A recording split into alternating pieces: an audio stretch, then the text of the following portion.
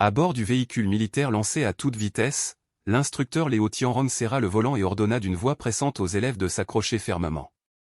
Il savait que quiconque pouvait apparaître aussi discrètement dans cet endroit dangereux était forcément un ennemi aux intentions malveillantes. Le poids lourd fonça droit sur le démon renard à 9 queues. Le moteur rugit lorsqu'il s'écrasa sur le sol accidenté. Mais avant l'impact, la femme disparut dans un éclair de lumière rose sans laisser de traces, provoquant un cri de stupeur chez l'un des occupants. Les élèves à l'intérieur étaient complètement déconcertés par ce qu'ils venaient de voir. Ils jetaient des regards nerveux autour d'eux dans la cabine exiguë et se demandaient où était passée la femme aux oreilles tristes. Lins, quant à lui, était trempé de sueur froide. Son visage se durcit tandis qu'il concentrait ses sens, tentant de déceler l'aura de la femme. Mais il fut stupéfait de constater qu'il ne pouvait même pas l'apercevoir chez Cathy Ting. Car il savait que même l'instructeur expert de rang 6 avancé, en serait incapable. Linzeken craignait que le niveau de puissance de cette mystérieuse femme dépasse largement le rang 6 avancé, une possibilité terrifiante qui pesait lourdement sur son cœur. Soudain, le 9e démon renard raté réapparut en plein cœur de la cabine exiguë. Flottant avec élégance au-dessus des élèves stupéfaits, qui semblaient insensibles à la gravité, elle leur demanda d'un ton enjoué s'ils la cherchaient. L'instructeur Léo Tianrong réagit aussitôt et exigea de connaître son identité. Son corps se transforma rapidement en une bête gigantesque, un tigre. Dans un rugissement assourdissant, il se rua sur la femme depuis le siège conducteur, non pas sur la créature qui fonçait sur lui, mais sur le démon renard à 9 queues qui le fixait d'un regard calme. Ses yeux rouges brillaient intensément tandis qu'il libérait son pouvoir hypnotique. Les yeux de l'instructeur Liu devinrent aussitôt rouges aussi. Son attaque violente cessa brusquement, car il était totalement sous l'emprise mentale de la femme. Son corps puissant se raidit. Assis confortablement au milieu des élèves terrifiés, comme s'il était chez lui, le démon renard à 9 queues ordonna calmement à tous de sortir de la voiture. Luo Yongzhan, sous le choc, vit l'instructeur Léo, hypnotisé, obéir sans broncher et sortir silencieusement, sans opposer la moindre résistance. Il s'installa avec élégance dans la voiture, affichant une confiance absolue. Le démon renard à 9 queues déclara qu'il ne s'intéressait à personne d'autre qu'à Linziken et ordonna aux élèves restants de partir immédiatement. Comprenant que même leur puissant instructeur pouvait être vaincu en quelques secondes, les élèves convinrent rapidement qu'il fallait fuir et élaborer un plan plus tard.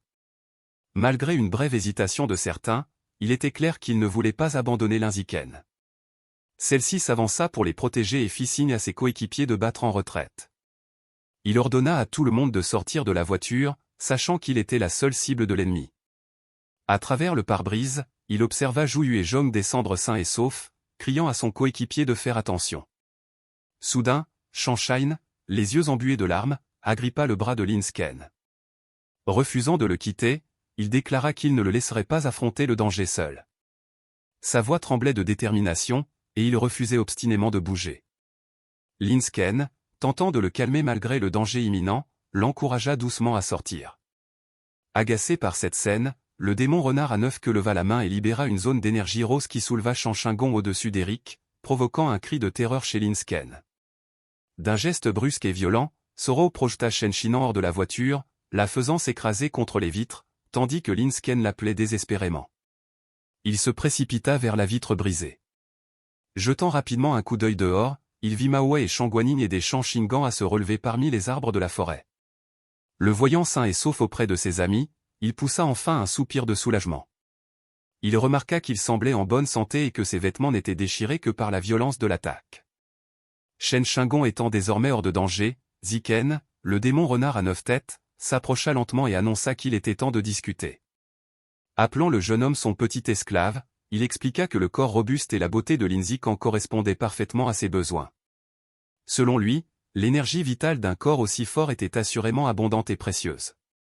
C'est pourquoi le jeune homme était digne d'être son esclave personnel, quelqu'un dont il pourrait se nourrir continuellement. Curieux mais prudent, Linziken lui demanda s'il était un utilisateur de fusion génétique, une bête exotique, ou peut-être une créature non humaine. Il clarifia calmement qu'il n'était ni l'un ni l'autre. Il expliqua plutôt qu'il venait de la Terre originelle et qu'il était à moitié terrien. Sa mère était une créature de la Terre originelle. Son père, un terrien qu'elle haïssait profondément pour avoir manipulé sa mère, était un homme qu'elle n'avait jamais rencontré. Elle tenait un collier qui luisait d'une énergie rose.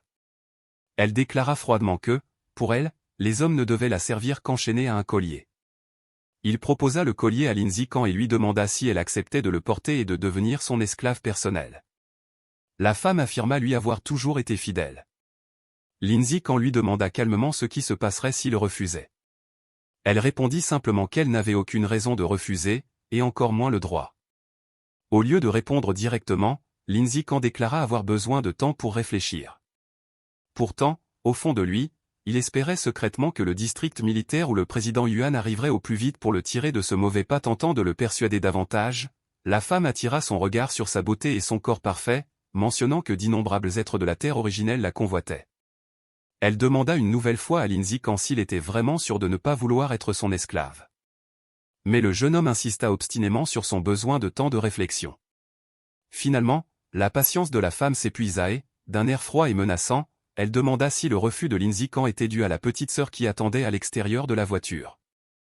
Avant que Lindsey Khan ait pu réagir, la femme surgit soudainement du camion à une vitesse fulgurante.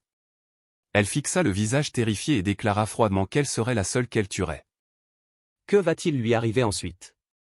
À votre avis, que va-t-il se passer? La réponse dans le prochain épisode. Restez connectés et n'oubliez pas de vous abonner. Si vous avez aimé cette vidéo, n'hésitez pas de cliquer j'aime. Merci de l'avoir regardé. Prenez soin de vous.